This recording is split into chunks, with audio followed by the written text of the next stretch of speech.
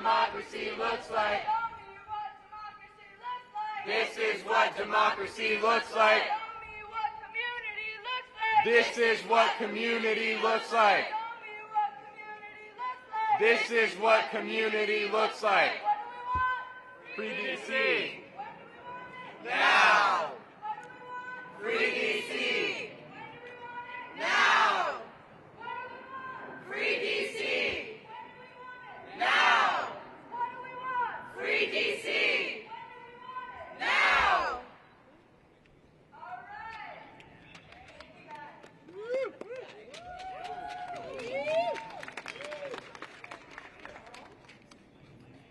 Good morning, Georgetown. Good morning. You all can be louder than that. Good morning, Georgetown. Good morning. Thank you all so much for being here so bright and early this morning. My name is Scout. I use they, them pronouns, and I'm a junior here at Georgetown and the Georgetown Student Coordinator with Free DC. I wanted to take a moment to thank the student organizations and organizers who made this happen. Shout out to Sunrise Georgetown, the Georgetown ACLU, Hoyas for Immigrant Rights, GU Pride, Get Free GU, Bulletproof Pride, and the Georgetown Asian American Student Association and Georgetown Escape League.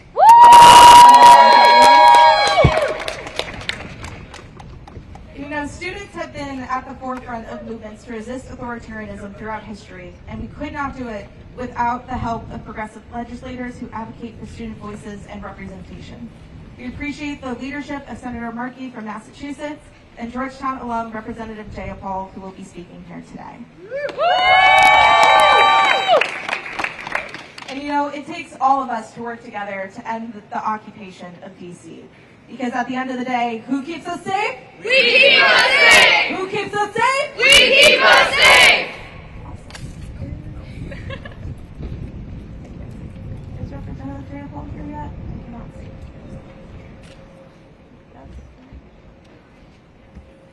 I cannot see. I cannot see far away. Great. Okay. We can talk for a minute. While we wait for Senator Jayapal, you guys are going to hear from me, which is a lot less impressive, but hopefully will still be fun and interesting. So my name is Daisy. I'm the hub coordinator for Sunrise Georgetown. Love you guys too. And if you had told me I was going to be speaking here today, I would have been very surprised. Like a lot of people here, I came to Georgetown believing that I could change the world. Like, really funny, I know, but I did believe that. But every year, every class I took here, I got more convinced that I actually couldn't. The more that I learned about the systems, the hundreds and thousands of years of oppressiveness that has been in action since long before I was born, the more I felt small and powerless. I saw protests, but I didn't see them making a huge difference.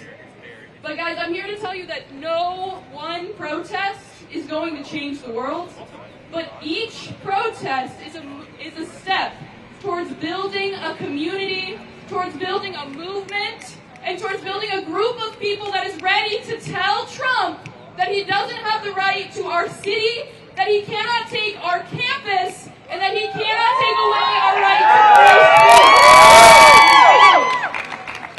So here at Georgetown, I know that we love to analyze our issues. We love to talk about what we would do if we were in power, but we don't necessarily love to take risks. We don't like to put our names on the line, our careers, or our futures on the line. So thank you all for taking a risk with me by being here today. Because I know that you know as much as I do that it's not our choice anymore whether or not we put our futures on the line. Our futures are already on the line. My main issue, the reason why I got involved in organizing is climate, and our future's on the line because of climate change, climate disasters, but also because of so many other things. I'm here today speaking because I can't organize for a livable future if we no longer have the right to protest on campus, if we're living through democratic backsliding, if we're living through a time in which Trump can deploy federal officers to our city and our school doesn't guarantee us the right to continue to have free speech. So we're here to ask Georgetown to guarantee that they will protect us when we protest on this campus, when we raise our voices. They say they're proud of us for advocating for what's right. So I'm here asking, prove it. Guarantee that we'll continue to be out here. We'll continue to be able to protect each other, to keep us safe, and to fight for all of our causes. Thank you so much. Show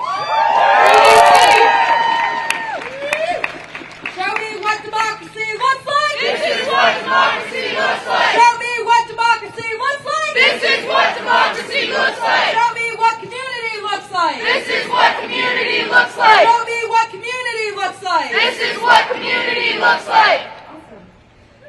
Our next speaker today is Washington's 7th District Representative Camilla Jayapal. Representative Jayapal is the first South Asian American woman elected to the U.S. House of Representatives and is the chair of the Information Task Force for the Congressional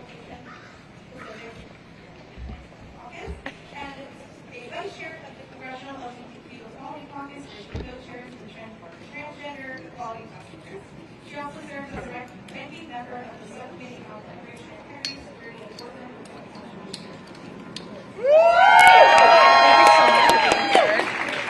Hey everybody, thank you so much to Sunrise and to Free DC and to all of you for being here. I am an organizer first and foremost. I just happen to be doing it in Congress now after 20 years outside, and I'm a Hoya.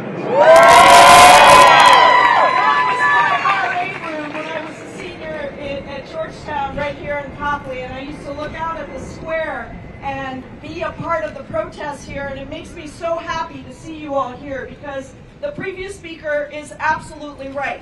This is an unprecedented moment in our country where we have an authoritarian leader who is deploying federal troops to Washington, D.C., to cities across the country, militarizing our streets, kidnapping people on the streets, immigrants, people who look Latino and speak Spanish are now being given free rein to be kidnapped from Home Depot corners across the country. And the only bulwark that we have is the people. And so what you are doing here today is so important because at the end of the day, the checks and balances that were supposed to be built into our Constitution so that we could protect our constitutional rights are not working right now. Because when you have a majority party in Congress who refuses to actually hold a president, an authoritarian president, accountable, when you have a Supreme Court that is stacked with corrupt justices who take luxury RVs and trips from donors who come before the Supreme Court, then literally the only check and balance is you. So yes, you are taking a risk today by being here, by walking out with students across DC to say we are going to protect our rights. And what an incredible show of power, people's power it has been this last weekend to see thousands of people on the streets of DC, to see people fighting back against the narrative that we are powerless. We are not powerless. The people have the power. The power doesn't flow from the top down, it flows from the bottom up.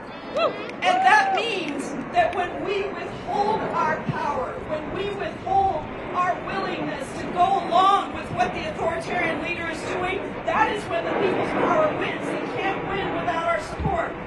So don't forget that every single movement, every single event, every single walkout, every single protest, every single act of non-cooperation is part of what it takes to build the people's movement. And you are here today because you believe in a different future than what we have right now. You believe in a future where billionaires don't control the wealth of our planet. You believe in a future where we have a planet to pass on to our children. You believe in a future where working people can earn a decent wage and send their kids to colleges like the one that you're going to today. You believe in a future where there is genuine equality and justice for everyone, no matter what race you are, no matter what gender you identify with, no matter who you are or where you live. That is the country that we are fighting for today, and I am so proud that you are here doing it with us. Thank you all so much. And if you all want to be trained in how to fight back against an authoritarian leader, check out my Resistance Lab. It's resistancelab.us. 2-hour virtual training on the most effective tactics to increase the ability to take risks. Because that is what it takes. In countries around the world, it only happens if you overthrow authoritarian leaders when the people fight back and when the people really put themselves on the line. So check it out. We are so happy to be here. Thank you, Sunrise. Thank you, Free DC, for the amazing work that you are doing. And thank you all for walking out and for showing that the people's power will always win. So say it with me, Free DC! Free DC! Free DC! Free DC! The students, united, Will never be divided. The students, united, will never be divided. Thank you all so much, and keep at it. We need you.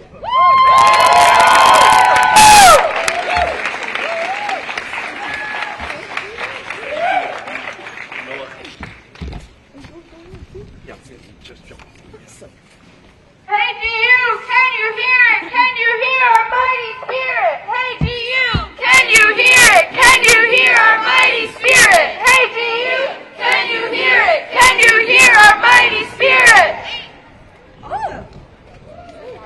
Up next is Massachusetts Senator Markey. He is on the Committee on Health, Education, Labor and Pensions, and Environment and Public Works. Markey is a pioneer for climate justice and clean energy in the Senate and was the Senate author of the Green New Deal and has been a champion of progressive causes supporting gun control, single-parent health care, and affordable housing. Beautiful. Thank you all. Thank you. Thank you all for coming out here. So, D.C. is under assault. When the Capitol was under assault on January 6th, Trump refused to send in troops to protect against this attempt for the usurpation of democracy, of the election of the President of the United States. He allowed for that assault to take place on the Capitol with no troops being sent in. But now, here in D.C., the President is attempting to create an impression that the crime rate is going up rather than down, that there is, in fact, a crisis here in the District of Columbia. And what he is doing is attempting, not just here in D.C., but in Chicago, in L.A., in Boston, is to try to characterize communities that are majority minority, that are majority black and brown, as being unsafe to live. And it's not a coincidence that he's picking all of these cities that are black and brown majority. It is to scare America. You cannot make America great again by making America hate again. That is what Trump is seeking to do. And what we have to do is to make sure that we stand up to him. And these governors who are sending their National Guard troops here to D.C. at a cost of $1 million a day, they should be protecting Medicaid and SNAP and educational opportunities for young people back in their own home states rather than participating in this charade that Donald Trump is creating here in the District of Columbia. This is not about policing. This is about political theater because Trump's political rating is going down because he knows that he is vulnerable. And he's just going back to his old standard play, which is racism, which is trying to play to the worst fears that he can instill in people across our country. That is what is at stake right now. And so we have to stand up. 250 years ago, the American Revolution began in Lexington and Concord. They stood up against King George, those Minutemen and women. They were knocked down, but they were not knocked out. They got up, they fought, and they won. And the abolitionist movement, we know that Georgetown is still reckoning with its own history with slavery. Those abolitionists, they were knocked down, they were not knocked out. They got up, they fought, they won. The suffragette movement, they were knocked down, they were not knocked out. They got up, they fought, they won. The same-sex marriage movement, they were knocked down, but they were not knocked out. They got up, they fought, and they won. And the civil rights movement, Martin Luther King Jr., they were knocked down, but they were not knocked out. They got up, they fought, and they won. And that's where we are today. It's led by the young leaders in our nation, standing up and fighting. And yes, people are being knocked down, but they are not knocked out. They're going to get up, they're going to fight, and we're going to win. We're going to beat them. We do not need a king in our country. We do not need a dictator. That is what this is all about. Thank you, Georgetown, for standing and fighting. We will win. And so thank you. We must free DC. Free DC. Free DC. Free DC. Free DC. And free our country of the dictatorship of Donald Trump. Thank you all so much.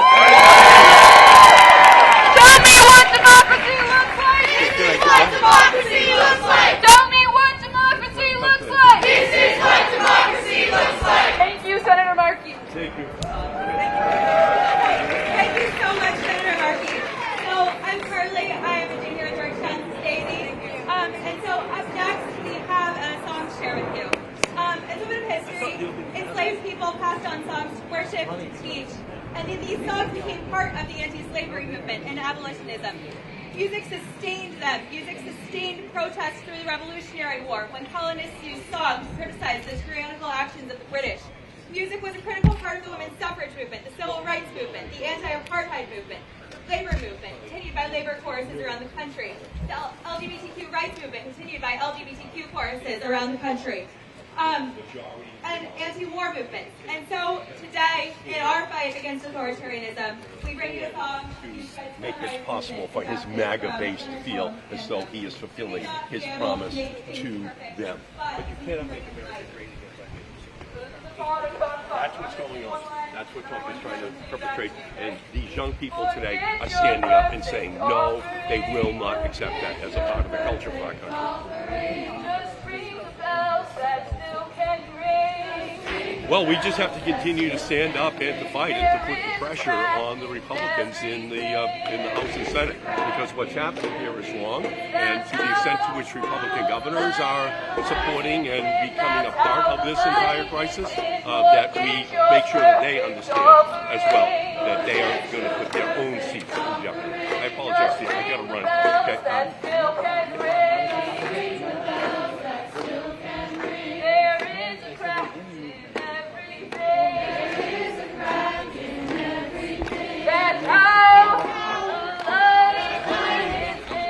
Republicans are standing in lockstep with Donald Trump. That's the problem. They do whatever he wants, and even if they disagree with him, they sit in silence. And that's why people at the grassroots, students, activists have to stand up, raise their voices, and let them know that there's going to be a huge political price that they will have to pay. Sorry. Thank you. Appreciate it. How you doing? Okay, good. Okay, yeah. Yeah, hi. Just want to get your thoughts on, it's been a while since you it's good to see you in the spirit. Yeah, it is. Tell us about what you're seeing here with the next generation. Well,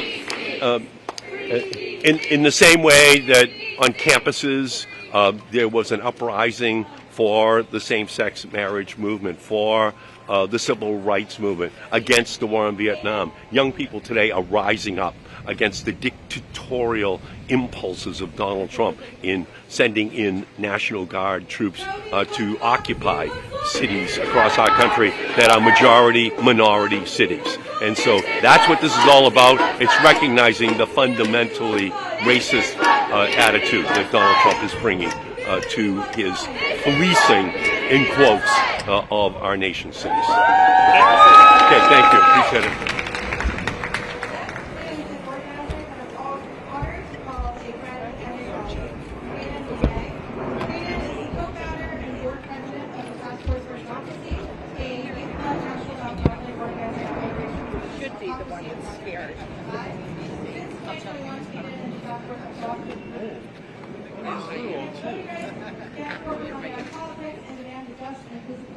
Democracy we all deserve. Hayden is also the Free DC student organizer.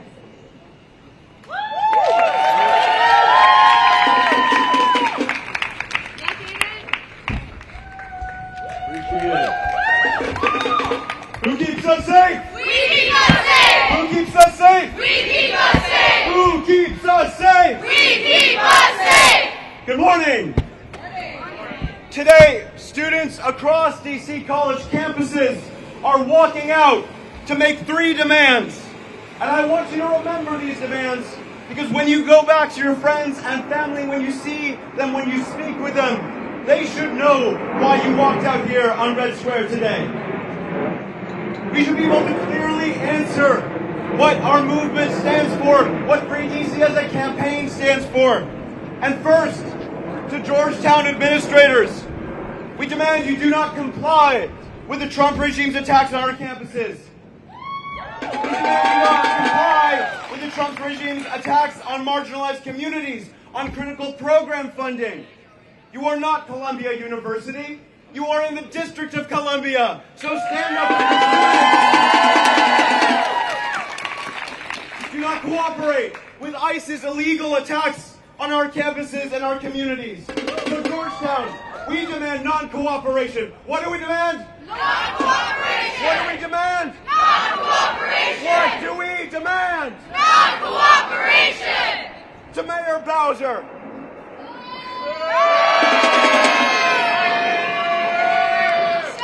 To Mayor Bowser, 1 week ago, you signed an executive order extending Trump's military occupation of D.C. until December. You have collaborated and you are complicit with Trump's terrorizing of black, brown, marginalized, immigrant, and low-income communities in D.C. Recall her.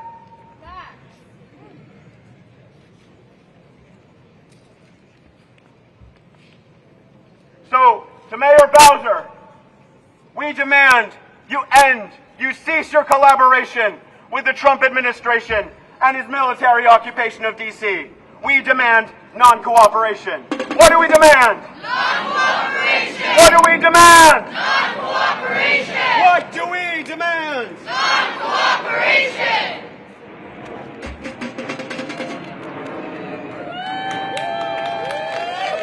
Third, we make this demand of Congress. We demand tomorrow you vote to end D.C.'s military occupation. We demand you vote on H.R. 51 to make D.C. a state. We demand that you defend home rule. What do we demand? That you defend home rule. What do we demand? That you defend home rule. You know, one of the things that we've learned as college students is that we exist in the context of so many student movements, from the Student Nonviolent Coordinating Committee to students in Bolivia, in Chile, in Serbia, who have risen up against autocrats, against despots and dictators, and demanded more just and inclusive democracy. Demanded democracy that's determined by dignity and diversity, not despotism and despair. And that's what we're here to demand today. That democracy, that dignity can extend to DC, can extend to our college campuses. That we as students can have autonomy in our district and in the decision making of our education.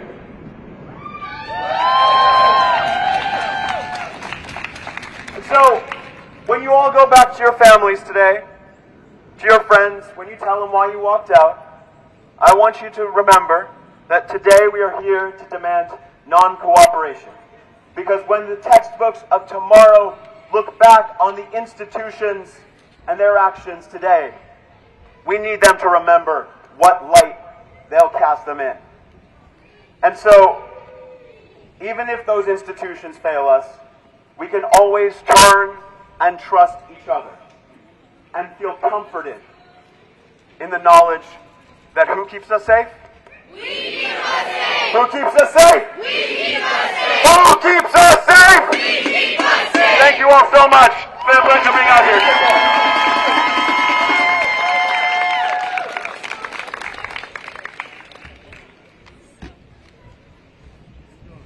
When our rights are under attack, what do we do? Stand up, fight back. When our rights are under attack, what do we do? Stand up, fight back. When workers are under attack, what do we do? Stand up, fight back. When workers are under attack, what do we do? Stand up, fight back.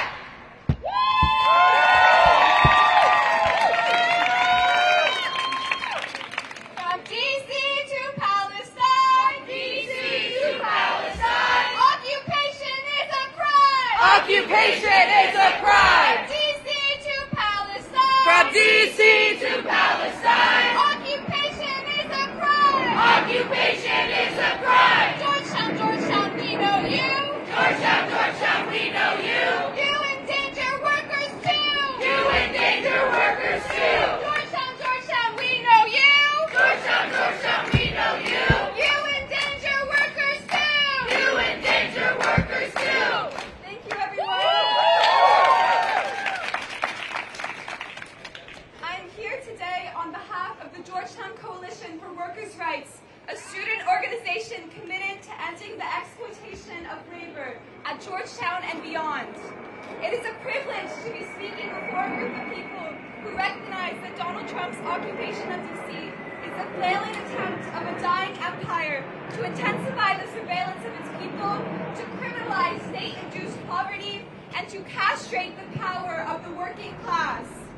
Many are calling this an unprecedented descent into fascism, although it is a new escalation, colonized and oppressed people of the world, from the American internal colony to the global south, could tell us that what we are seeing is not the exception, but the rule of American imperialism. I want to focus instead on a phenomenon that the Martiniquais poet and politician Aimé Césaire named in 1950 as the imperial boomerang. In his revolutionary essay, Discourse on Colonialism, Césaire writes the following words: "And then, one fine day, the bourgeoisie is awakened by a terrific boomerang effect.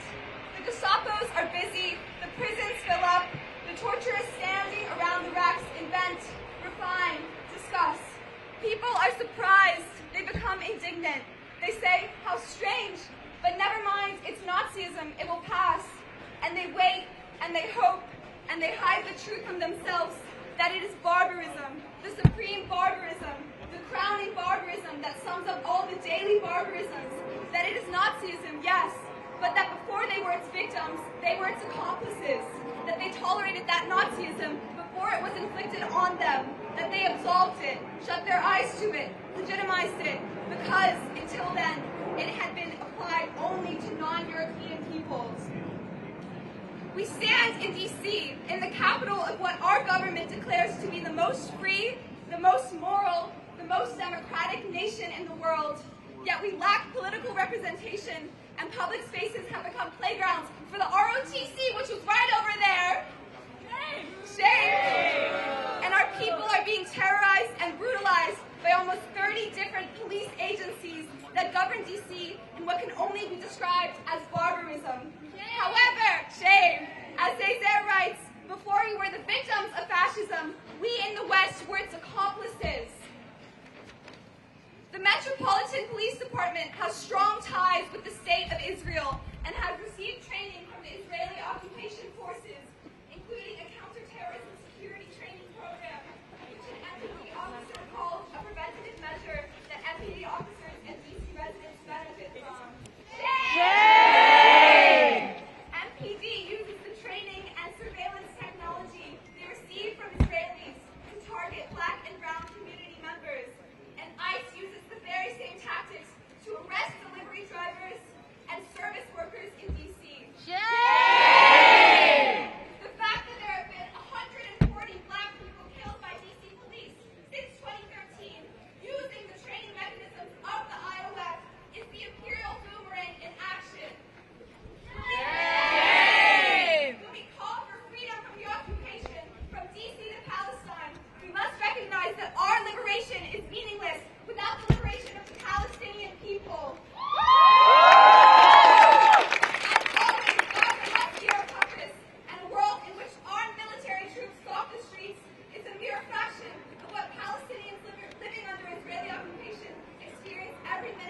every hour. If we organize for freedom in D.C., we must understand that the federal occupation of D.C. is our being awakened by the terrific boomerang effect that Cesar first mentioned, which can be traced to the American-funded genocide in Gaza, to the first rock cut in 1948, and to the Balfour Declaration made by the British government in 1917.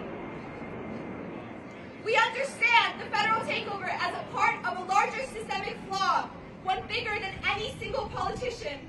While much of the conversation around the federal occupation of D.C. has centered on restoring the power of the local government, the administration of our Mayor Muriel Bowser laid the groundwork for the Trump administration. Last year, Democrats in City Hall passed the D.C. Secure Omnibus Crime Bill, which used the exact same justification of law and order to legalize our constant video surveillance under the pretense of eliminating crime. The local government, far before the federal occupation, expanded pretrial detention and cleared homeless encampments using inhumane measures. We cannot solely call for an end to federal occupation, but also for the end of the careers of politicians like Bowser, who profess to share priorities with the Trump administration and who have sold their souls and their civic obligation to their community for profit. If we refuse to accept the federal takeover of our streets, then we must also recognize that the liberal status quo in our city started the work of targeting black and brown communities that Trump is now finishing. ICE rides alongside our local police, leading to a tenfold increase in the typical number of ICE arrests in the first 2 weeks of the federal occupation. The immigrants who are the moral and economic backbone of this city are the very first targets of militarization and surveillance. Just last Thursday, we saw at a Hyundai plant in Georgia that immigrant labor is precisely what the federal officers are after. As ICE agents brutalized 475 people working in a plant outside of Savannah, the majority of which were Korean immigrants, it is deliberate and barbaric war against the working people of this country. I wish to end this speech by speaking about the place where we currently stand at Georgetown University. Interim President Robert Groves proudly proclaimed that the university would do the work of fascism for the federal government by enforcing mask bans on campus after a protest last spring where GUPD dragged students out of Healy Hall for protesting the university's complicity in genocide.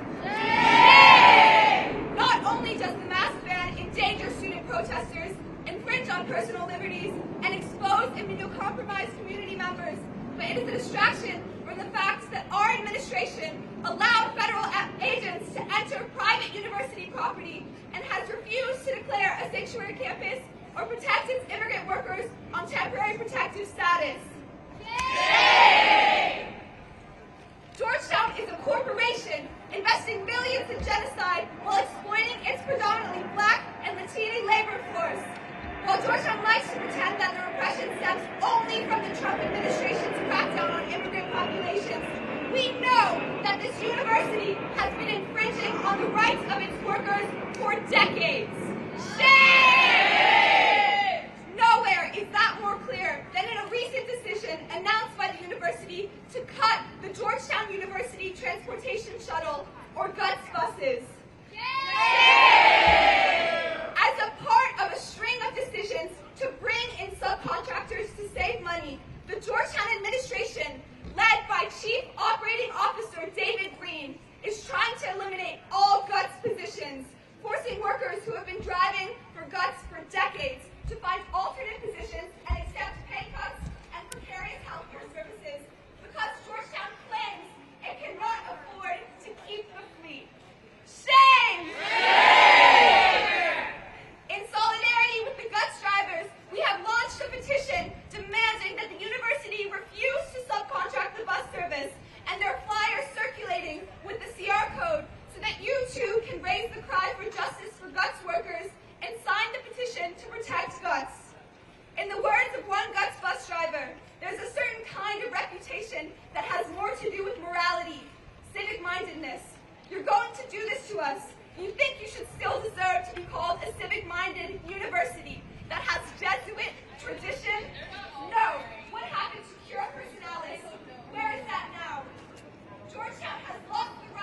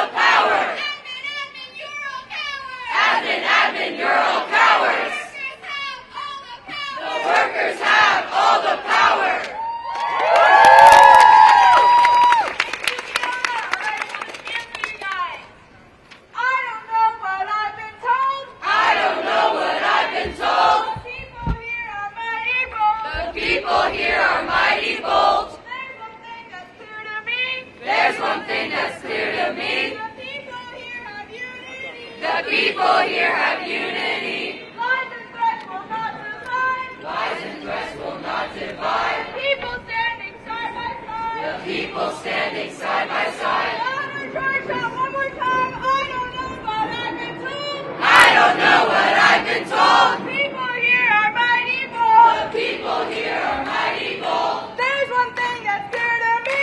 There's one thing that's clear to me. The people here have unity. The people here have unity. Lies and threats will not divide. Lies and threats will not divide. The people standing side by side.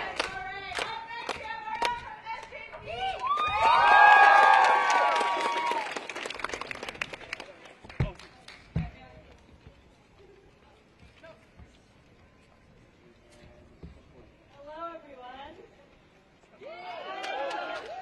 Here for Justice in Palestine at Georgetown University.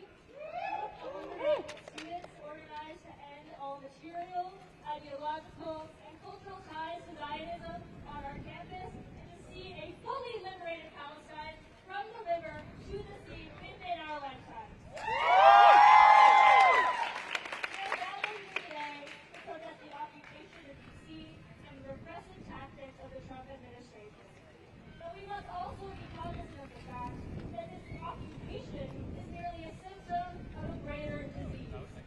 That disease is the U.S. imperial project. To protect ourselves or our community members, we need to understand this bigger picture. Under the guise of lowering crime, Donald Trump has ordered this federal occupation of D.C. to target Black and brown community members, further deploy ICE and DHS against our immigrant neighbors, and to quell dissent to his autocratic regime more broadly. However, for those of us with Gaza as our compass, we know that this is not a surprise.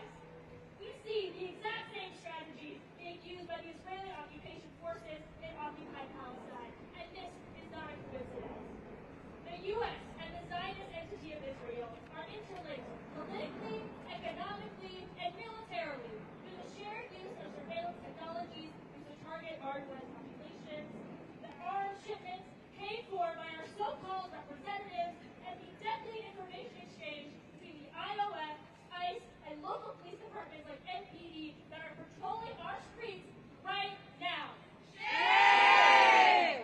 These police forces trade together to brutalize us and occupy us, and keep the masses at bay, because they fear our collective power.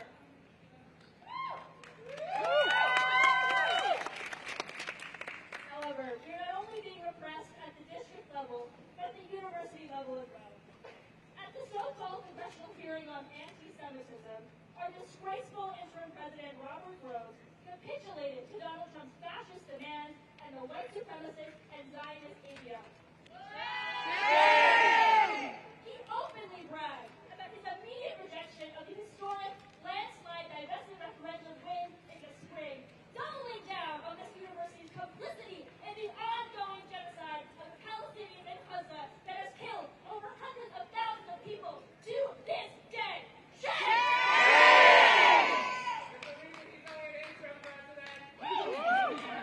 But President Groves didn't just stop there. He's even trying to curtail our ability to protest this same genocide by implementing a regressive mask ban that will undoubtedly be used to target students of color and to try to intimidate us into silence. But intimidated, we are not! What these cowards do not understand is that repression breeds resistance. And that is why we walked out today.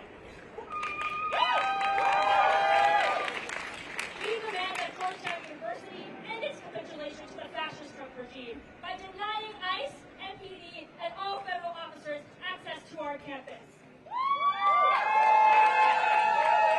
We demand that Georgetown University roll back its repressive policy changes, disclose all investments, and all academic partnerships with the Zionist entity, and divest from companies complicit in genocide. We must continue to organize strategically to advance these demands and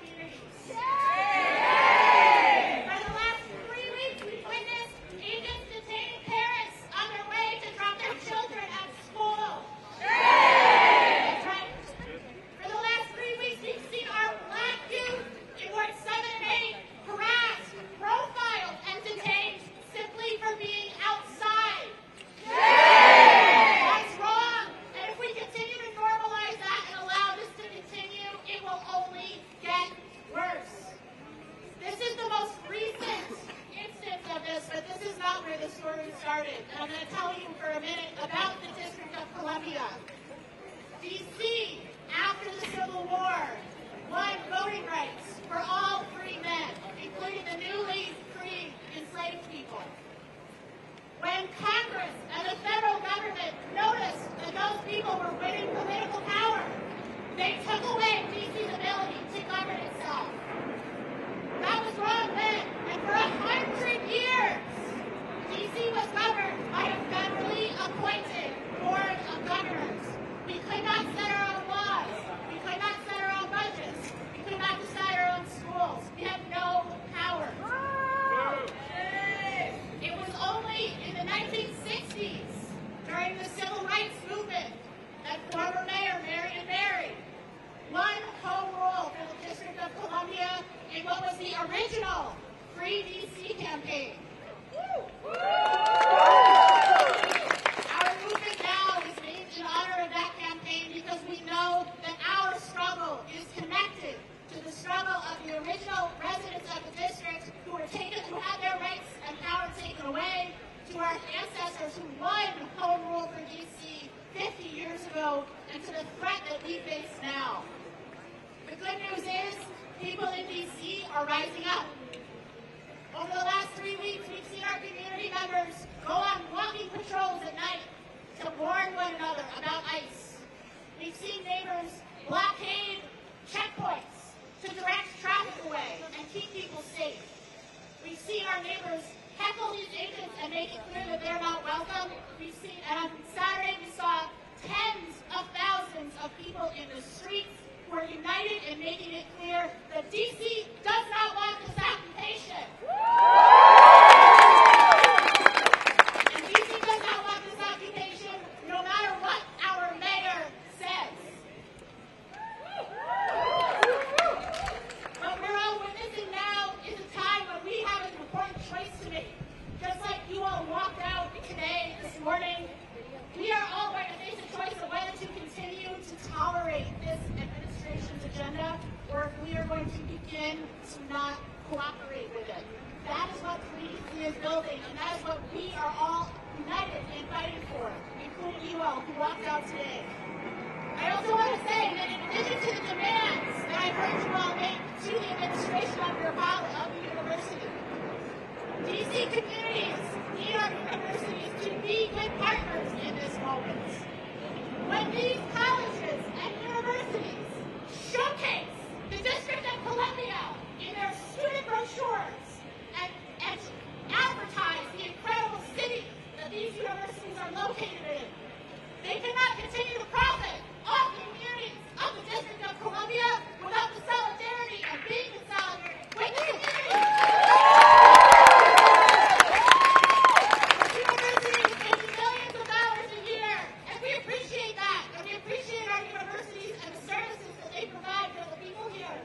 If they are not in solidarity with DC communities right now, DC communities are not going to be in solidarity with them.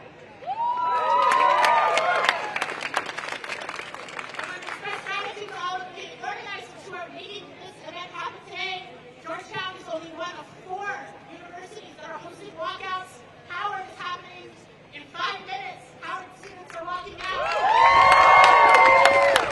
These students will walk out after lunch, and so will Americans. So I want you to say, up with liberation! Up with liberation! Down, down with occupation! Down, down with occupation! 3DC!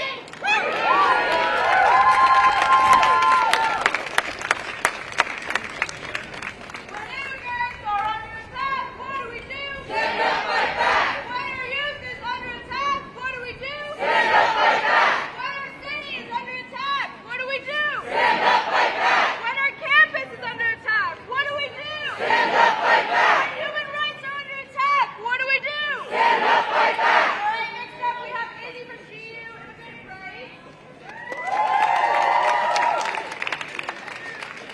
Now, Ridley!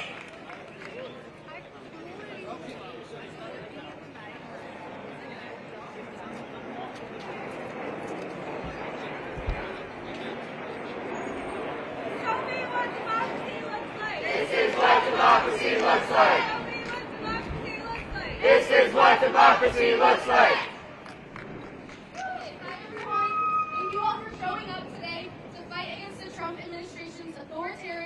unlawful and entirely unnecessary takeover of the city that we have chosen as our home. My name is Izzy, and I'm speaking to you today not only as a student, but as a leader of Voices for Immigrant Rights. And I want to use my time today to remind us that the takeover, militarization, and occupation of D.C. is indeed an immigrant rights issue. The Metropolitan Police Department, which was previously barred from collaborating with ICE under the D.C. Sanctuary Values Law, is now actively collaborating with ICE, fueling mass deportations, insecurity, and fear in our communities. Since the federal takeover of D.C., more than 500 detentions and deportations have taken place. More than 2,000 arrests have been made. According to a nonprofit worker who is seeing the effects of this occupation up close, people who are detained in D.C. are being transported to an overcrowded processing center in Chantilly, where they are subject to inhumane conditions. They are denied food, denied clean drinking water, denied showers, medical care, and access to legal counsel. People with final removal orders are being expeditiously sent to detention in Louisiana and then deported. It is all happening in a matter of days, and our partner organization who does detained adult work says they have never seen people deported at this speed. Many resistance narratives about the occupation of D.C. are highlighting the frivolousness of the National Guard's deployment. We see images of troops cleaning up trash and roaming around aimlessly. While this part of the narrative is important, we must center the attacks on our immigrant communities. This federalization is being used as a mechanism to terrorize D.C. immigrant communities, making our city more unsafe, more unstable, and more fashioned in the image of a white supremacist, fascist government. This is not the D.C. I have come to know as home. This is not the D.C. that I have come to know as beautiful. The strength and vibrancy of the city lies in its diversity and its interconnectedness. I would like to remind us all that although the cruelty and mass deportations we are observing are exceptional, the immigration system in this country has been built on an exploitative, exclusionary, and inhumane system. Throughout the history of the United States, immigrants have been demonized and labeled as an internal enemy in order for the state to consolidate.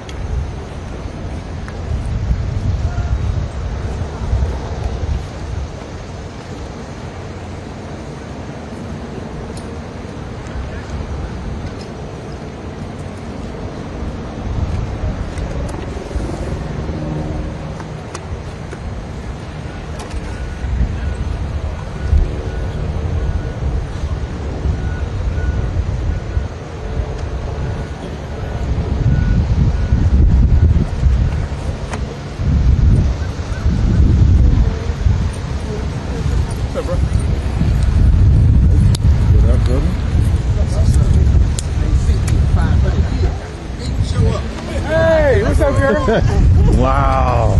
I know. You know him? Good morning. Hi, let me introduce myself. Lydia Sherman, VP of Communications. Nice to meet you. And you're with what outlet? I'm freelance. So today I was supposed to be watching a post, but they got Marvin coming out here today. So I figured since I was on my way, I would just chill, hang out for a little bit. So we are going to have a period of time where you guys can take some pictures and cover, and then we're going to ask you if you're going to stick around and move over to Howard Place. We are reminding folks this is a private campus and we're trying to minimize disruption, but definitely don't want to interfere with your ability to cover units of the day. Now, do you know if there's like any other planned actions to like, I guess, coordinate with the other schools that are doing things? Not Okay. And do you guys think that you're going to have like National Guard or ICE agents or any other federal law? I went from your place. How you been? Good, how about you? I can't complain. How's Georgetown? I still need to get through my class. Okay. I'm Dan, resident for the Post. We've communicated. You got a lot of black kids in there? How are you? Yeah. A lot of change. Wait, you work for Reuters now?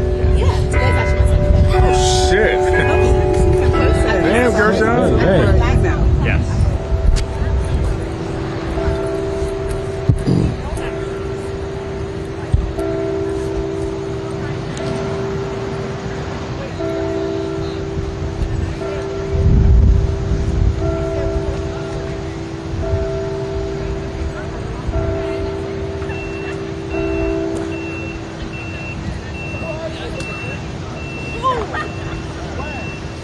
How do you know that? Oh, bitch, I'm so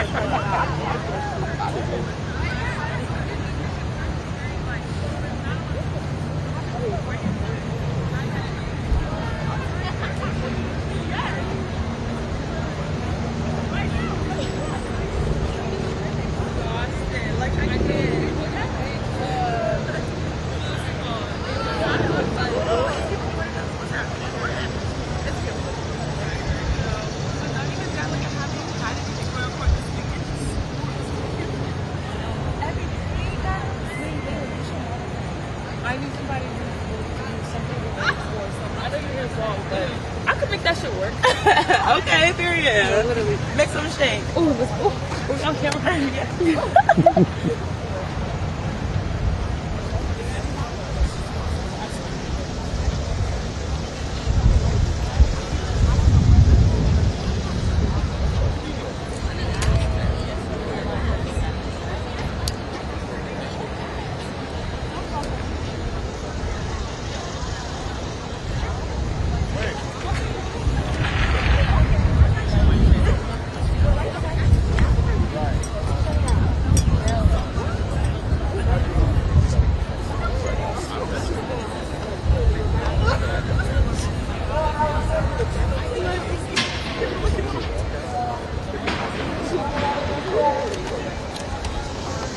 Georgetown American DW, this 3D this sunrise, organized by ourselves as well. And I was thinking about what to say here. And I wanted to start with what's the difference between us, an American and GW in Georgetown, is that democracy died on our campus. The difference between us and those fools is that Kamala Harris lost on our campus. We were here, standing right over there, when she resigned from the election. It impacts us much more deeply than any of the other schools. I remember being there. I remember seeing that. I remember the loss of the hope in our student body. I remember people crying in towers and screaming. I remember all of that happening. And I think that really impacted us a lot at the campus. And we didn't even know then what we know now. Shaw has always been over-policed, gentrified. People have always been out here on the streets being impacted by the policies of DC, policies of the president. And now, more so than ever, we are in danger. There was a federal checkpoint in DC, in Shaw, on UN 14th Street, set up by the National Guard. Every day, I'm hearing stories of students being impacted by the police. Just this weekend, a Howard student was arrested, and we don't even know about that. And this has been a problem way before the federalization of DC. I knew about 2 students who were shot during homecoming last year, alumni.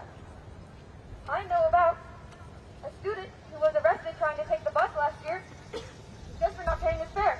And I know none of y'all pay your fare. And that would not happen if he was not a Howard student. They didn't think they could make an example out of him. And I heard a similar story happen just this last week of another student arrested for not paying their fare on the bus. This issue has been impacting all of us, I know. I heard of a Howard party that was raided by police just last week. Students was breathalyzed. And none of us even know what's happening.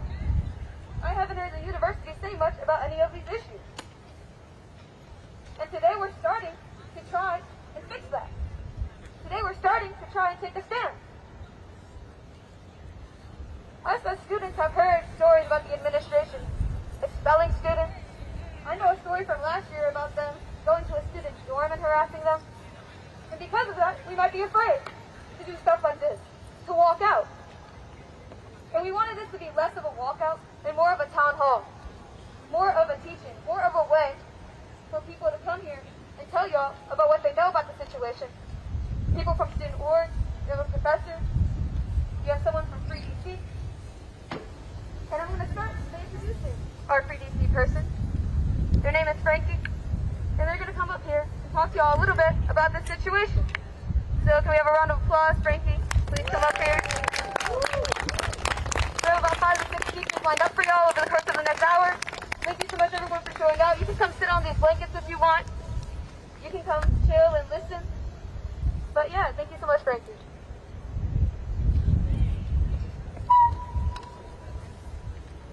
All right, y'all. Who keep us safe? We keep us safe. Who keep us safe? We keep us safe. Who keep us safe? We keep us safe. First and foremost, I want to say thank you for your courage. Thank you for being out today.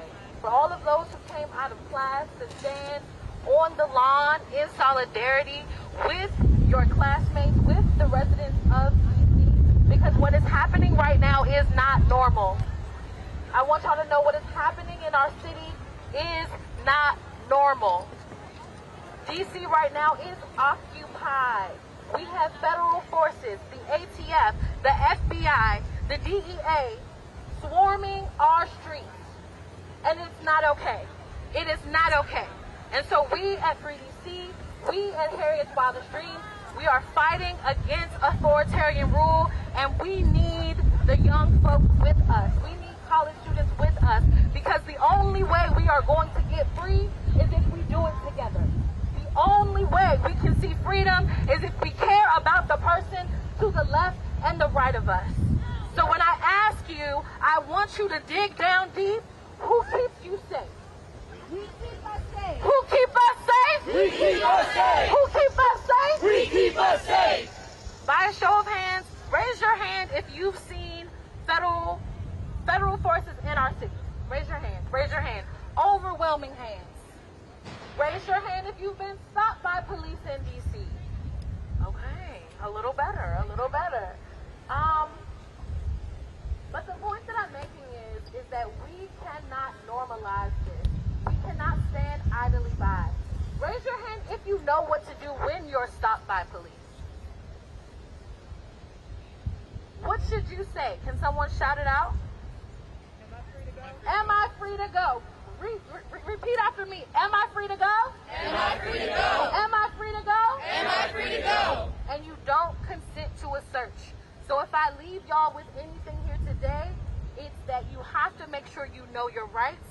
Be good upstanders. The first thing you should always ask is, am I free to go? If they say you're free to go, walk away. You don't have to say anything else. Do not consent to a search.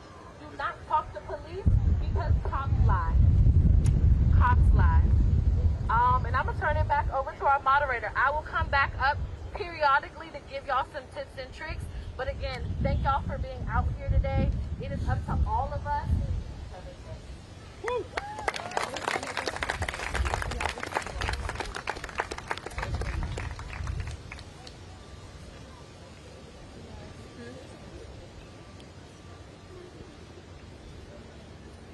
Thank you, Frankie. Who keep us safe? We keep us safe. Who keep us safe? We keep us safe. Thank you so much. Next up, we have a speaker from the Howard University Students for Justice in Palestine, who's going to speak to you a bit as well. Once again, if you want to speak, if you have anything you want to say, a story you want to share to the crowd, anything you think needs to be imparted to the university students here today, we're going to be standing over here. You can come speak to me and tell me a bit about what you want to say. We want this to be an open forum for students as well. We don't want to just be us here giving you knowledge. Everybody here has knowledge to give. Everybody here has a story to tell. So please come over and speak to us as well. Thank you all so much for coming again. And yeah, I'm going to introduce Andres. Woo.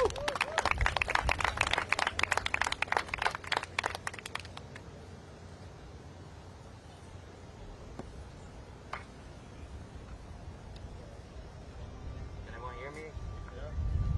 A little louder. Hello? Can we hear me now? Yeah. A little louder. Speak into it. Speak into it. Alright, this feels very official. Never used one of these things before, but we'll see how it goes. Alright, I'm going to start off with a little chant. For some here, it may not seem relevant to the situation, but to those who know, an occupation here is the same things that we're seeing happening in the occupation of Palestine. So, free, free! Palestine! Free, free! Palestine! Free, free! Palestine! Alright, good. I like the energy here. So I just want to thank everyone here for coming and taking time out of your day to make your voices heard. And it just fills me with so much joy and solidarity seeing the amount of people that are here right now at Howard University. Currently we are standing in the face of so much adversity throughout our city, throughout our country. Over the last 8 months we have seen families ripped apart by ICE agents, mass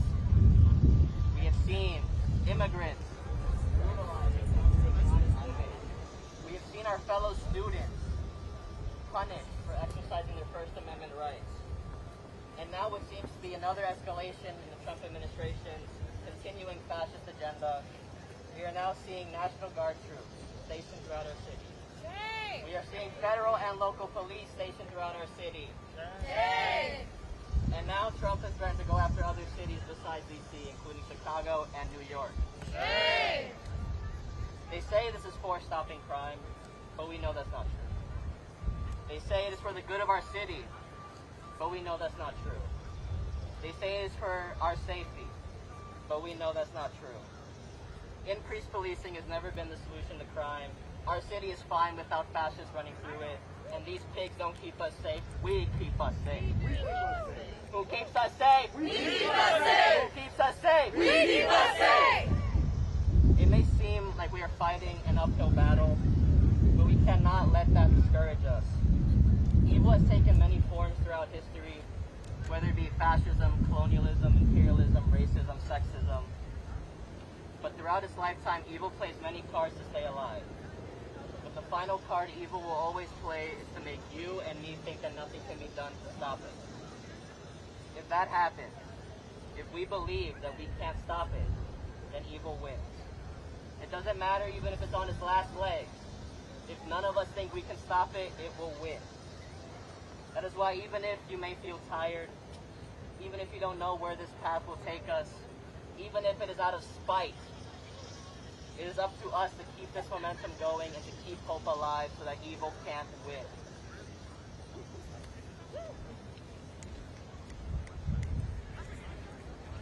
In our cynical world, we are taught that hope is a weakness, but that is not true. Hope is powerful. Hope is liberation.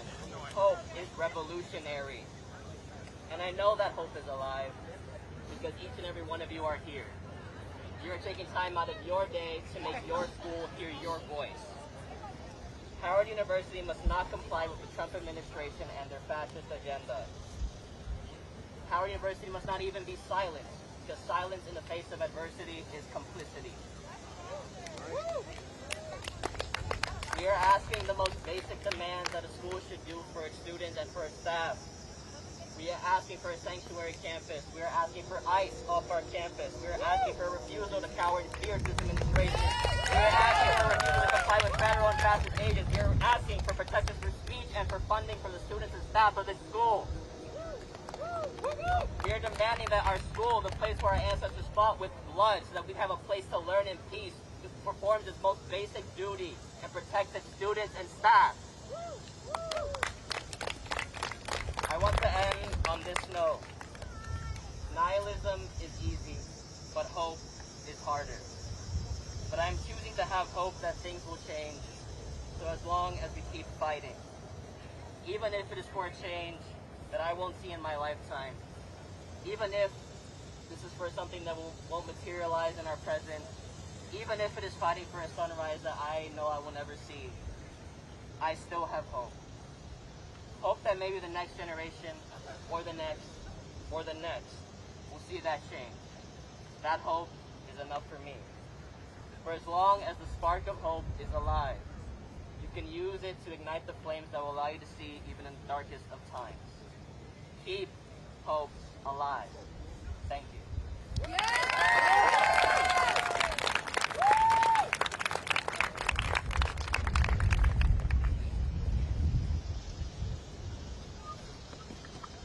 Thank you once again to the speaker who just spoke. When I say free, you say DT. Free! DC! Free! DC! When I say free Howard, you say free Howard. Free! Howard! Free! Howard! Thank you all so much. We know that this issue extends beyond us. Did you all know that 3 students lost their visas last semester? What has the university said about that? Do we know who those students are? No. This issue is going to continue. Who knows how many more students are going to lose their visas this semester? Who knows how the international students are being impacted? We need to speak to them. We need to speak for them. I remember someone told me they were talking to an international student who said they were afraid to even speak about their experience. That is the culture we're living in. That is the campus that we are living in. Immigrants are being taken off the streets. People who are here legally are being taken off the streets. I know people who have seen this stuff happen right in Shaw University, Shaw neighborhood. about their experience living in Florida, seeing alligator Alcatraz. So everyone give a round of applause for our next speaker.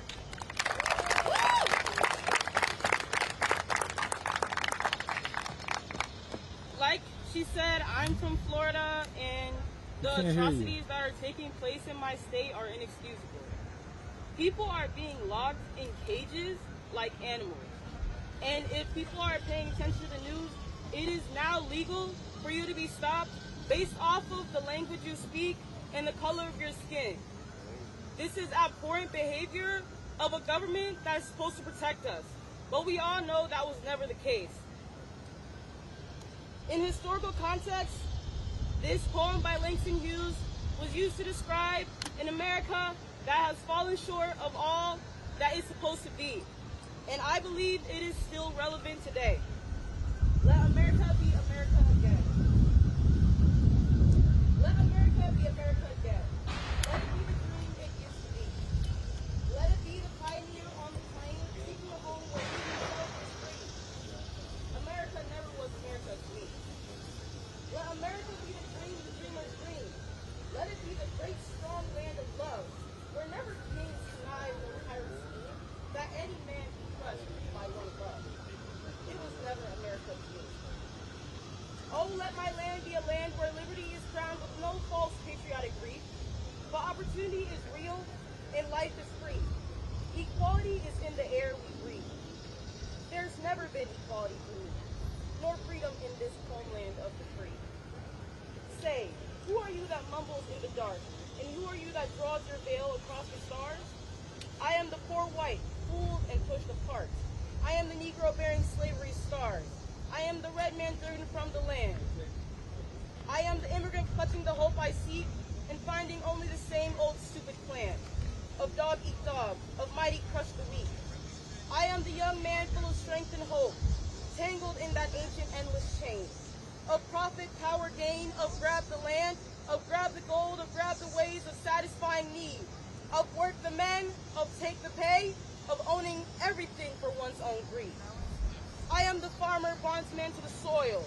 I am the worker's soul to the machine. I am the Negro servant to you all. I am the people, humble, hungry, mean.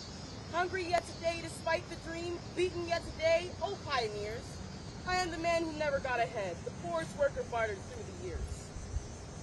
Yet I'm the one who dreamt our basic dream in the old world while still a serf of kings, who dreamt a dream so strong, so brave, so true, that even yet its mighty daring sings in every brick and stone, in every furrowed turn, that made America the land it has become. Oh, I'm the man who sailed those early seas in search of what I meant to be my home. For I'm the one who left dark Ireland's shore and Poland's plain and England's grassy lea, and torn from black Africa's strand I came to build a homeland of the free. The free? Who said the free? Not me. Surely not me. The millions on relief today, the millions shot down when we strike, the millions who have nothing for our pay, for all the dreams we've dreamed and all the songs we've sung and all the hopes we've held and all the flags we've hung. The millions who have nothing for our pay, except the dream that's almost dead today. We are living in a world where we are not safe, where who you are makes you a target.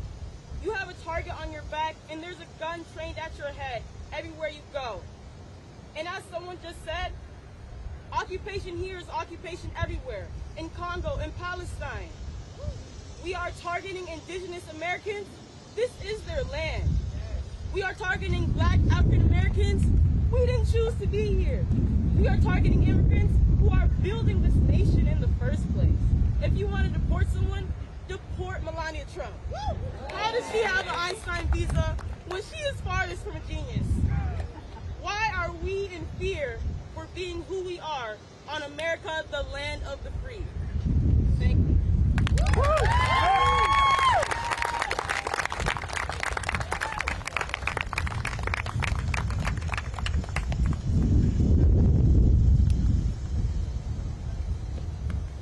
Thank you so much for that speaker who just spoke.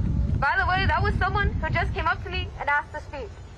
That was a student here today who was brave enough to use their voice to try and make even a little bit of a change here in the minds of everyone here today. Who keeps us safe?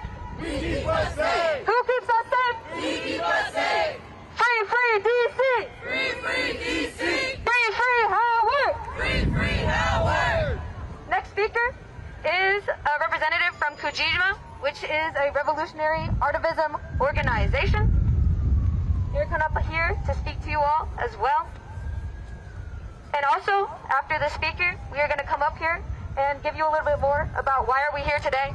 How are we going to continue after this walkout? Because it doesn't just stop here. Did it start here? No. Did we start this? No. But it's not going to stop here. So thank you all so much. I'm going to hand it off to the next speaker.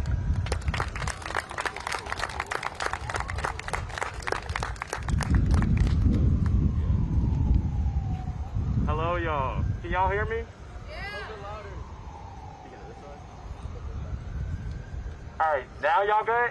Yeah. Okay, welcome. Oh, sorry.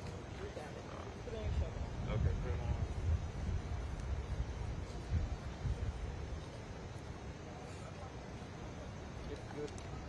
Just press the button.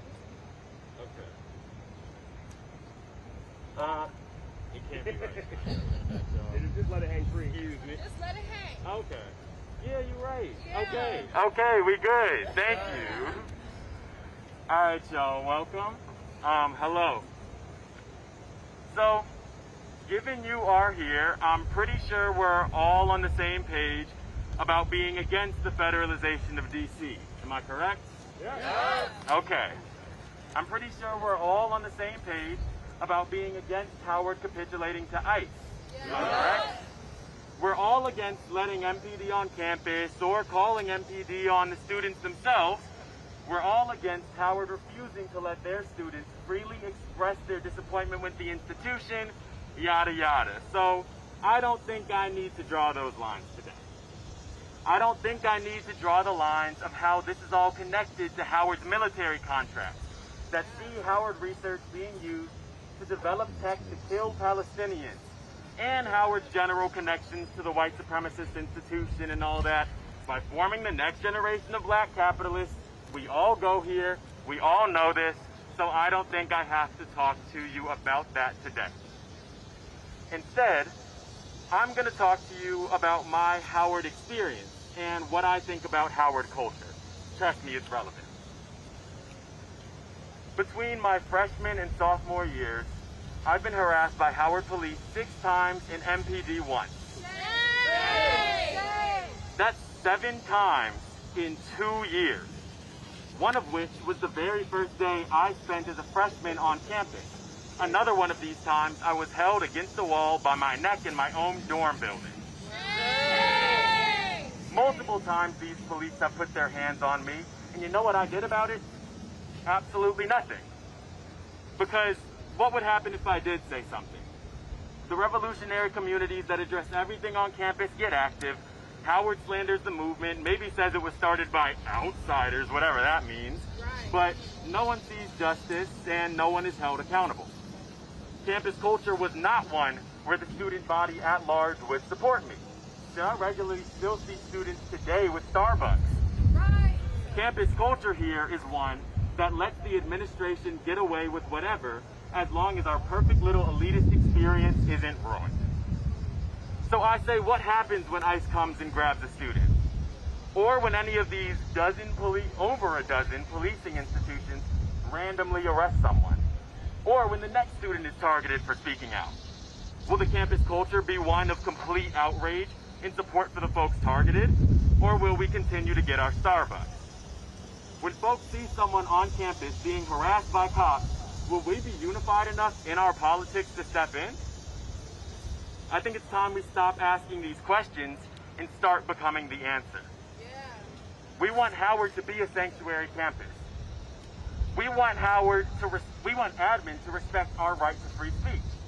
And we want Howard to at least put out a statement or something opposing the federal takeover. But we also know that Howard won't do that because admin suddenly had a change of heart. That's not how this works. They are cold, calculated, greedy, unempathetic, yada yada. So, instead of appealing to this non-existent humanity, let's appeal to something we know is of importance to them. Howard's image. If we can wrangle the culture back from its current state, get students to see Howard for what it truly is, get students to care more about the federal takeover than whoever's performing in that building over there this year, get social media flooded with Howard's failures, not just coming from revolutionaries, but the student body at large, who knows how much more bargaining power will hold. I know if I was a donator, I wouldn't give my money to an institution getting dragged 24/7. Yes, it is nowhere near that simple. Changing the culture isn't the solution. It won't get ICE off our campuses. It won't stop Howard from targeting whoever they want. It won't get the feds off the street of DC. But what it will do is give us the cover of truth. Because as long as they can keep us small, they can target us. As long as the majority of us are willing to go about our day-to-day lives, they can ignore us. And as long as students are willfully ignorant of the fact that these streets just got a lot more dangerous, Howard can continue to pretend that there is no problem. So, I'd like to give a little homework to anyone willing to participate. Make some art critiquing Howard's silence on the federalization of DC and pass it out on campus. Write a poem about how students expelled for speaking out could be any one of us here today and put it on lampposts everywhere. Write an essay about how Howard letting ICE set up a table in the School of Business last year was a betrayal of every single student who goes to this campus. Because for us to have any leverage against this institution, we need the masses to be tapped into truth and on board with the cause. To put it shortly, we need to take the culture back from Howard. Take it back from the hands of individualism and apathy and remind people that there are things worth fighting for. And I honestly believe a continued presence of dialogue about these issues are critical of the situation we're in, and any manner of keeping the problems in people's faces is better than what we're doing right now. So despite what not here, this is amazing, on the day-to-day on campus now. So despite what I said earlier, I do, in a way, think that yelling, whining, and screaming all the time will eventually help us reach our goals of making Howard a sanctuary campus, of getting admin to refuse cooperation with the occupation of DC, and protecting free speech on campus. Because for the admin to care about any of those things, the pressure needs to be coming from everyone we can get on board on campus and off campus, not just those of us here today. And if any of y'all agree with that, I look forward to seeing how you will help us win back the culture here at Howard University.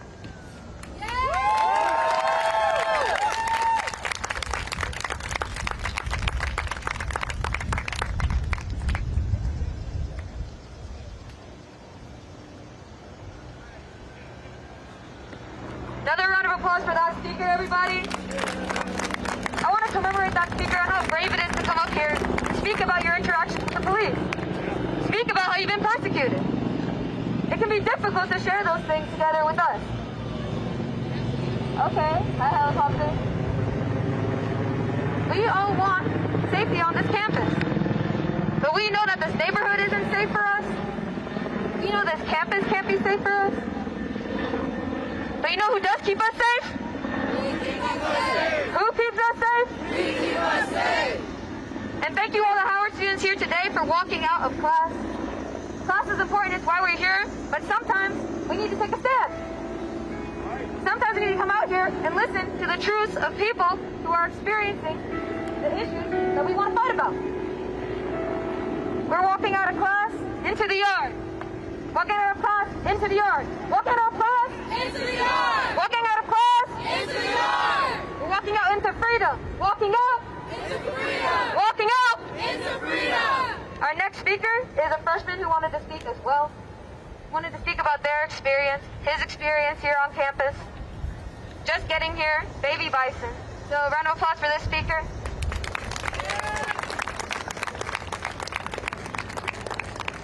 As our lovely organizer shared, I just got here. And I came to DC at a terrible time. But I wanted to say that the foundations of this being possible, the federalization of DC, and the targeting of students that that look like me that inhabit this campus did not start and will not end with this president. We need to recognize the ways that our mindless support of the state, even when the Oval Office has a man that has our skin tone in it, how we are always capable of being marginalized in this way. I came to this school because I was told that I have the rest of my life to be a minority, and I can have these 4 years to be a part of the majority. When did being a part of the majority, when did community mean scapegoating people just like us, mean allowing our state to inhabit our school, meaning cooperating with militaristic efforts in the name of black equality? What happened to liberation? Howard is such a beautiful place because we have all of these beautiful black people that want to make a change and have all of these lovely resources. And then we have a Chick-fil-A. And then we have bison bucks at the Starbucks. And then we have all of these things undermining the things that we say all the time about black unity and liberation, about equality and people's voices being heard, while people are being killed, while people with dark skin are being killed by these corporations.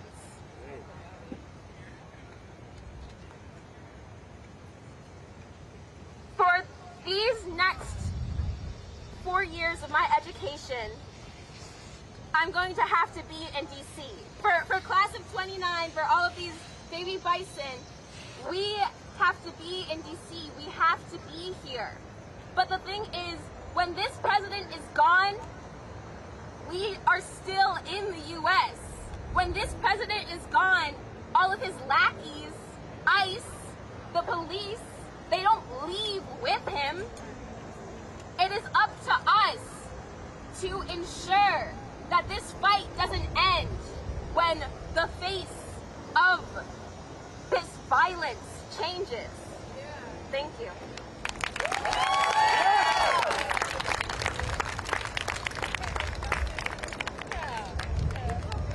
Thank you so much, Baby Bison, for speaking. He's really brave. Once again, just came up to me, asked to speak, asked to share his voice with y'all today.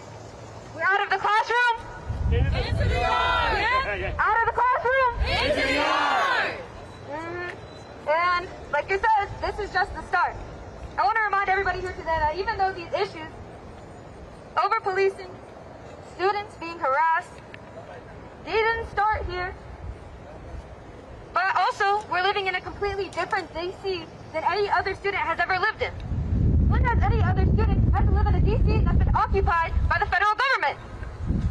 What is our university doing to protect us from this new and unprecedented times? That is why we are here today. That is why y'all are here today. Because we know that we can't just go to class, go about our daily lives, knowing that at any time we might have to face the National Guard, face ICE, face our fellow peers being persecuted by these institutions. It has been happening. It will continue to happen. And that is why our next speaker is going to be a professor who wants to talk to you all about this issue as well in the English department. We want to show solidarity between us and our professors. Our professors are also here to protect us. Yep.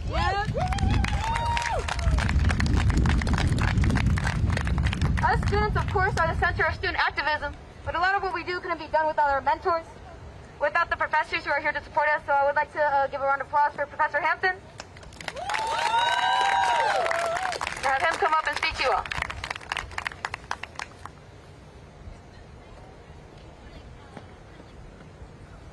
I'm about to see if I can get this.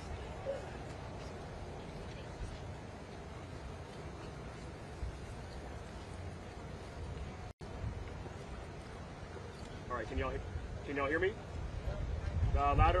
All right. Okay, we'll see how this goes. Thank you all for coming out. My name is Professor Cyrus Hampton of the Department of Literature and Writing, formerly the Department of English. I'm a senior lecturer. I'm also a longtime volunteer with the non-tenure track faculty union. I'm a graduate of Howard University, class of 06, and I am very proud to be back here, even when we are faced with these disappointing and hurtful times. Prepared a couple words. Let's see if I can get enough hands to hold everything.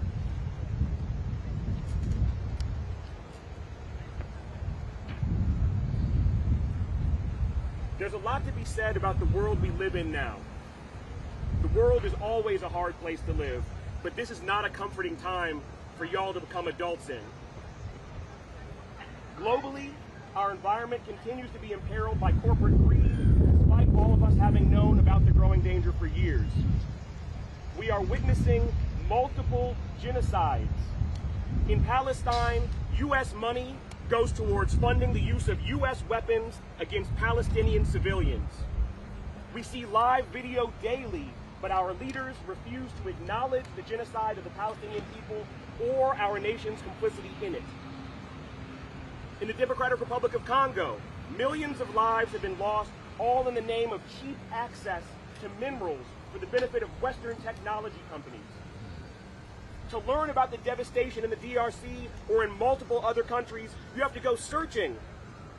The U.S. media isn't interested in going into detail about these events, about this death, about this suffering. Globally, fascism is on the rise. The hyper-wealthy use division to turn working people against one another. Corporatist capitalism is giving way to neo-feudalism and neo-monarchist billionaire classes. In the U.S., we have an authoritarian, neo-monarchist billionaire president who has surrounded himself with his fellow billionaires, monarchists, and fascist lackeys.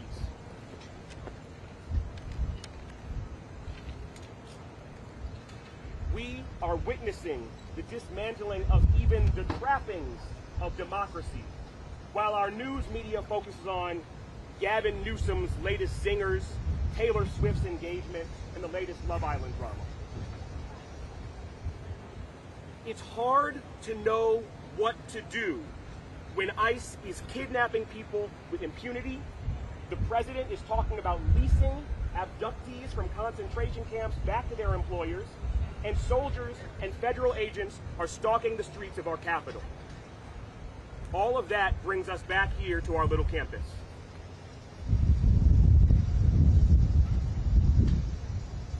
There is no doubt that the people with power over this campus find themselves between a rock and a hard place. Howard University is heavily reliant on public funding, which has always made it an easy target for racist politicians. With the university exposed in the way it is, with our campus, our funding, and our future under the burning eye of an authoritarian president, I could almost forgive the folks over in the A building for bowing down ahead of time. Almost. Historians tell us you cannot give in to the authoritarian preemptively. You can't give in before they force you to give in. They will always want more than you can give. But again, the folks in the A building, are tasked with protecting the legacy of this university. If they don't already have the power to fight back, how do they not give in?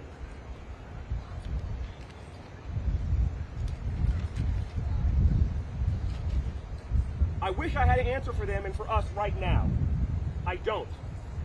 I don't know exactly what we should do next.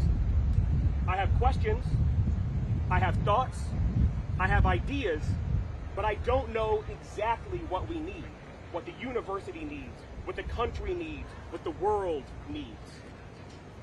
Something I do know, though, is about our legacy.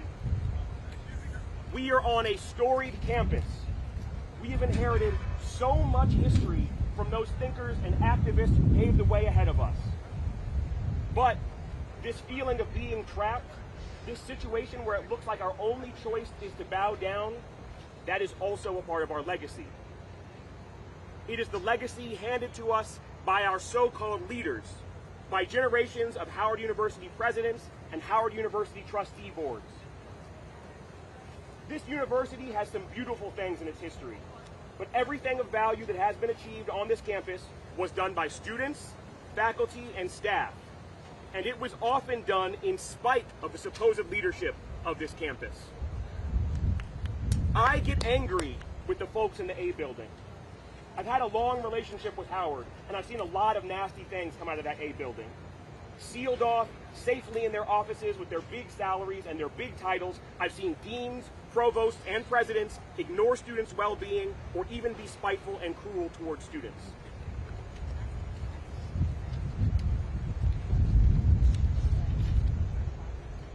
Truth and service.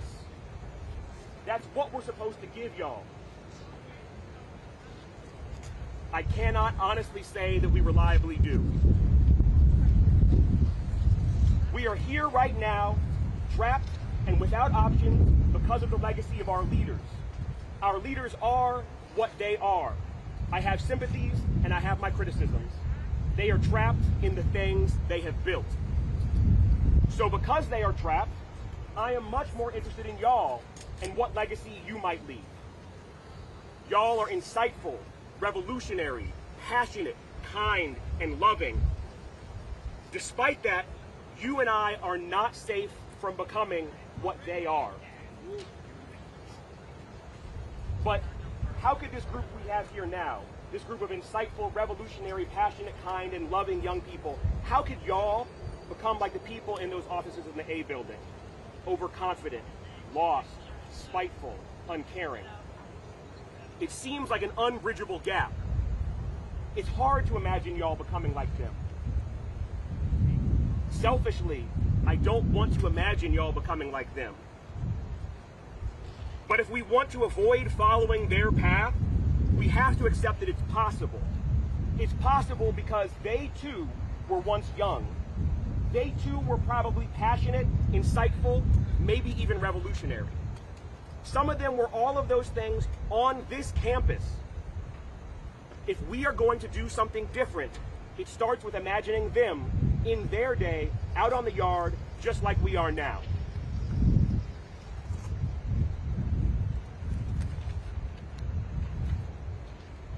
I just talked about this with my students last week, so if any of y'all are out here, my apologies for being a little bit of a broken record.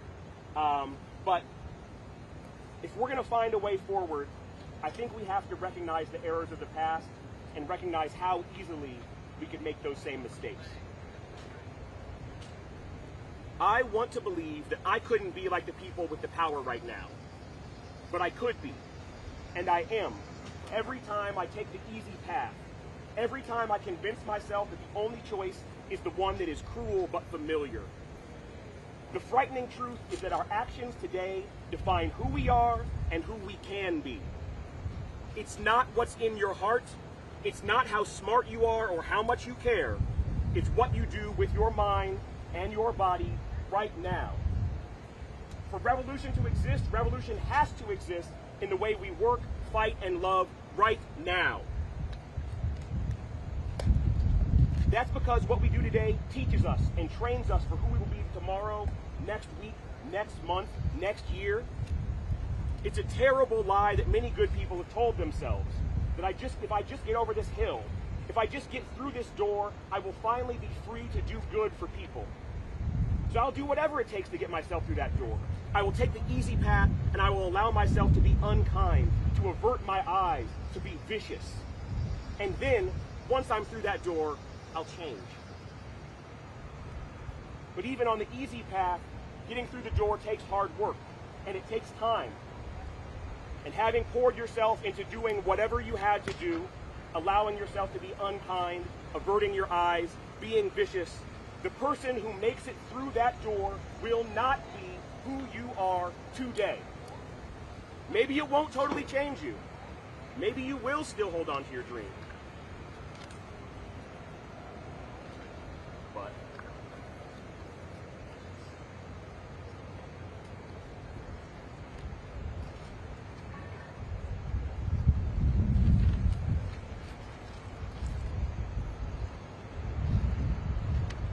But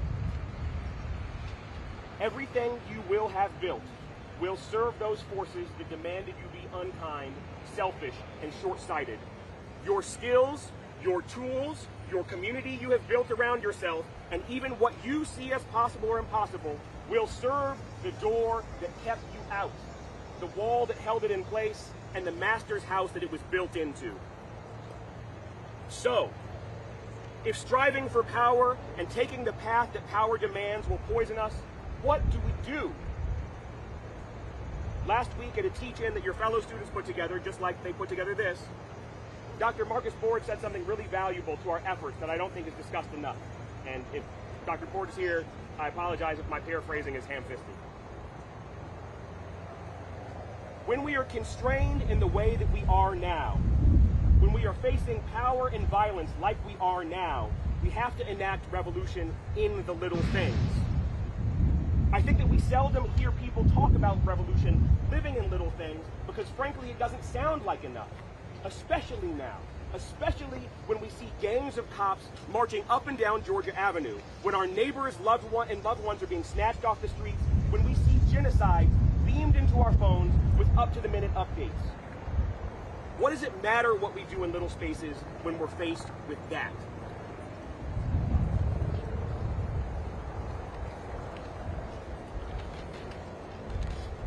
Well, in front of me right now, I see present and future artists, engineers, lawyers, lawmakers, architects, actors, doctors, scientists, philosophers, business people. Business folks, y'all aren't off the hook either. In the work that you will do and in the work that you already do, you take little steps, little ideas, and little discoveries. You make them a part of something larger, and in doing so, you change the course of knowledge and thought and culture and the world. To take those little steps and make something new, however small it may seem, it takes a lot of hard work. You have to practice and hone your own skills. You have to build new ways of exploring and working. You have to build entire communities of colleagues, comrades, loved ones, and family members to support your work. If you take those little steps using the master's tools, you will rebuild the master's house.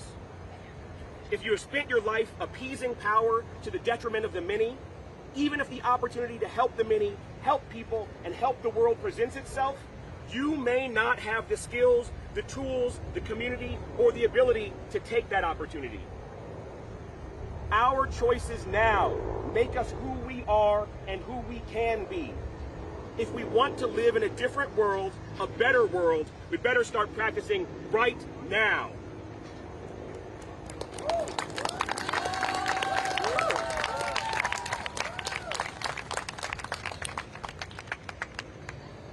I don't have a perfect answer for what we should do next. I have questions, I have thoughts, I have ideas. If any of you all have a perfect answer, we should get up here right away, please, please. But if you don't, I'm certain that you have questions, thoughts, and ideas. I'm almost done.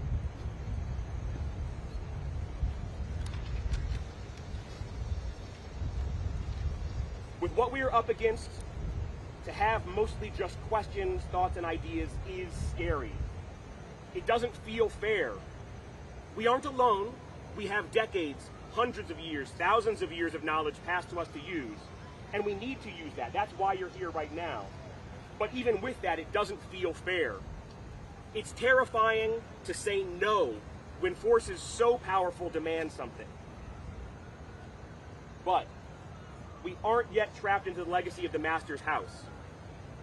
And I hope and believe that even those who are in the master's house right now can choose to walk out and join us. Together, if we are honest, passionate, skeptical, careful, and radical, we can start a little conversation that leads to a larger conversation. We can create little ideas that lead to larger ideas. We can perform little actions that lead to larger actions. And when the opportunity presents itself, tomorrow, next week, next year, or during the lives of your grandchildren, we can grab the opportunity and we can cause transformative change. It is terribly frightening. but the time to start is right now.